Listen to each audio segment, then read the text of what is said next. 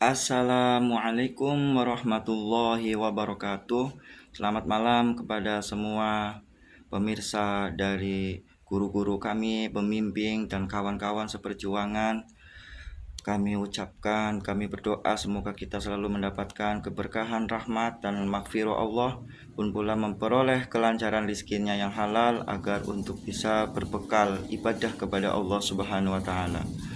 Pada kesempatan kali ini saya akan membahas dengan tema bahayanya penyakit ria atau yang disebut dengan asyirkul ashghar. Syirik atau yang dinamakan dengan syirik itu adalah sesuatu penyekutuan kepada Allah Subhanahu wa taala. Kita di dalam beribadah tujuannya bukan hanya kepada Allah, ada sesuatu yang lain, itu yang dinamakan dengan syirik. Nah, syirik itu dibagi menjadi dua macam, yaitu syirik khafi dan syirik jali.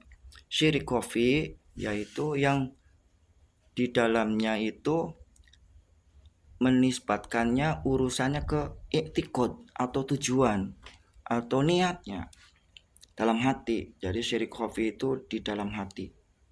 Tujuannya apa? Tujuannya mengharapkan sesuatu daripada selain Allah, ingin meminta suatu pujian, balasan, dan mengharap suatu kedudukan dirinya di hati makhluknya atau manusia. Itu namanya syirik khafi.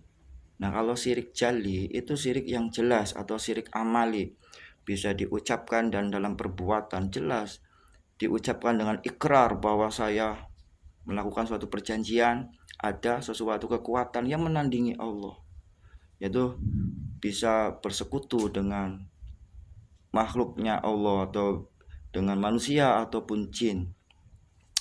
Dan pun pula syirik jali atau syirik yang jelas, syirik amali itu juga bisa meninggalkan suatu keakidahan atau yang dinamakan dengan berpindah suatu agama akidahnya. Itu pun pula bisa dinamakan dengan syirik jali. Tapi yang dikhawatirkan oleh Kangjeng Nabi Muhammad SAW bahwa saya mengkhawatirkan pada umatku yang nanti, bahkan kekhawatiran itu melebihi daripada kekhawatiranku kepada Dajjal. Apakah itu? Yaitu asyirik khafi.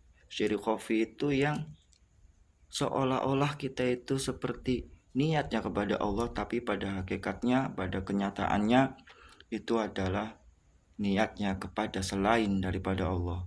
Sebagaimana di dalam hadis Rasulullah SAW, hadis qudsi, walladzi nafsi biyadihi la syirku akhfa min dabibin naml, bahwa demi jiwaku yang berada di tangannya, bahwa perbuatan syirik khafi yang syirik tersembunyi itu bagaikan pergambarannya itu seperti semut hitam yang berjalan di batu hitam pada saat malam yang gelap gulita. Otomatis susah untuk diketahuinya. Bahkan Allah itu membenci suatu amalan yang di dalamnya itu terselip sesuatu niat selain daripada Allah. Diterangkan di dalam hadis lagi, ana akhna syurka'i ani syirki man amila amalan asyraka fihi ma'i ghairi taraktuhu wa syirkuhu.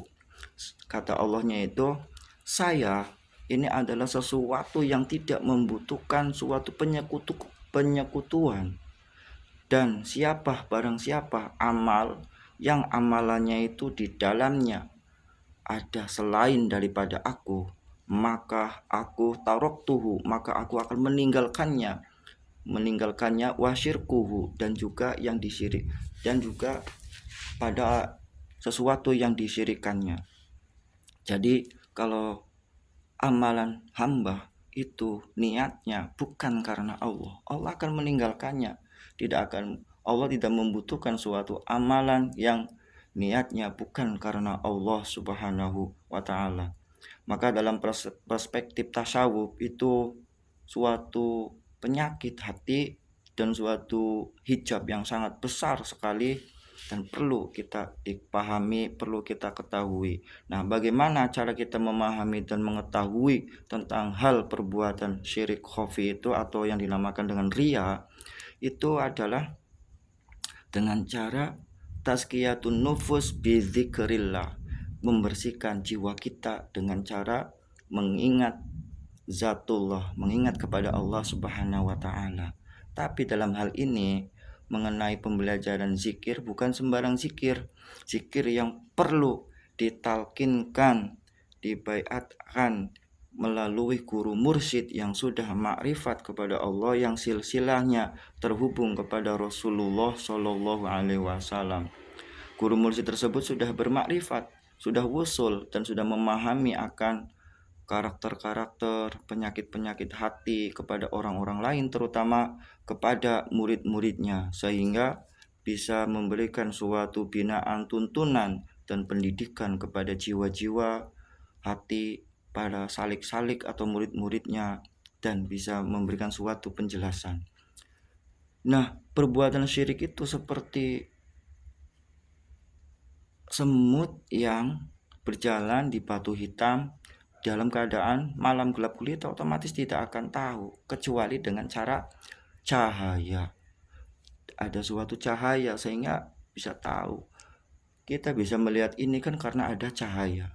Coba kalau kita misalkan dalam keadaan ini waktu malam mati lampu, kita nggak akan bisa mengambil mana ini kopi, mana ini korek, mana ini pulpen, geramang-geramang atau samar-samar, meraba-raba. Jadi perlu untuk menjadi suatu alat penerangan. Apa alat penerangannya? Adalah zikrullah. Zikrullah yang tertanam dalam hati kita, sehingga hati orang yang beriman baitullah, hati itu tidak akan pernah dibukakan sesuatu hal yang selain daripada Allah Subhanahu wa taala. Sehingga dengan cahayanya itu, maka hati kita itu memahami bahwa itu adalah selain daripada Allah. Yang saya butuhkan hanya Allah. Hasbunallah, hasbi rabbi jalallah, cukuplah hanya Allah dalam hatiku. Semoga ada manfaatnya. Wal afu minkum. Wassalamualaikum warahmatullahi wabarakatuh.